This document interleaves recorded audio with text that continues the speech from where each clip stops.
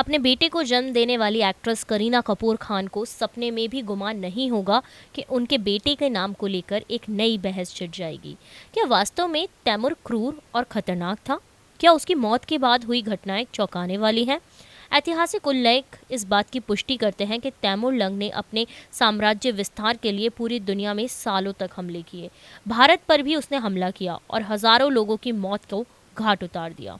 यही नहीं, तैमूर अपनी मौत के बाद भी लोगों को डराता रहा। तैमूर का लातिनी नाम टैमरलैन है। मूर को 1 अप्रैल 1405 में मौत के बाद उज़्बेकिस्तान में समरकंद में मौजूद बाग गुर-ए-आमिर में दफन किया गया था। गुर-ए-आमिर का पर्शियन में मतलब है राजा का मकबरा। समरकंद में ही उसका जन्म हुआ था। इतिहास के कई ऐसे उदाहरण हैं जो ये बताते हैं कि तैमूर ने अपनी मौत के बाद भी अपना खौफ बनाए रखा है।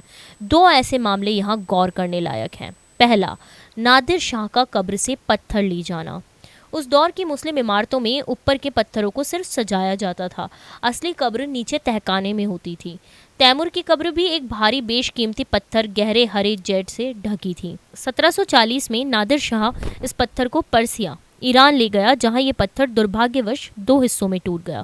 कहा जाता है इसके बाद नादिर शाह को काफ़ी बुरा वक्त देखना पड़ा। एक वक्त उसका पुत्र मौत के बेहद करीब पहुंच गया था। धार्मिक सलाहकारों के कहने पर उसने वो पत्थर वापस तैमूर की कब्र पर पहुंचा दिया और उसके हालात सुधर गए। तैमूर की कब्र फिर खोली गई। 1941 में रूस के जोसेफ स्टालिन ने तैमूर की कब्र को खोलने का आदेश दिया। सोवियत मानव विज्ञानी मिखाइल गैरिस्मोव ने 1941 में कब्र को खोला था और बताया था कि तैमूर की लंबाई करीब 6 फीट थी और वो दाएं पैर और दाएं हाथ से अपंग था। 25 साल की उम्र में तैमूर ने अपने अंग गंवा दिए थे। उस पर एक चेतावनी लिखी थी।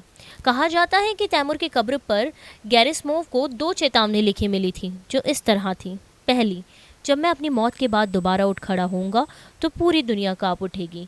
दूसरी, जो भी मेरी कब्र को खोलेगा वो शत्रु से बुरी तरह हारेगा, वो शत्रु मुझसे भी ज़्यादा भयानक होगा।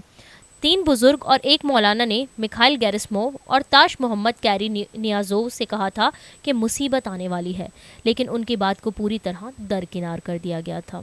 इन लोगों ने चेताया कि 3 दिन के अंदर मुसीबत आ जाएगी और आफत उसकी ज़मीन पर गिरेगी जिसने ये खोला है। कब्र खोदे जाने के अगले ही दिन 22 जून 1941 को हिटलर ने सोवियत संघ पर हमला कर दिया। ये हमला युद्ध के बिना किसी औपचारिक ऐलान के हुआ। हिटलर ने इसे ऑपरेशन बारबरोसा का नाम दिया।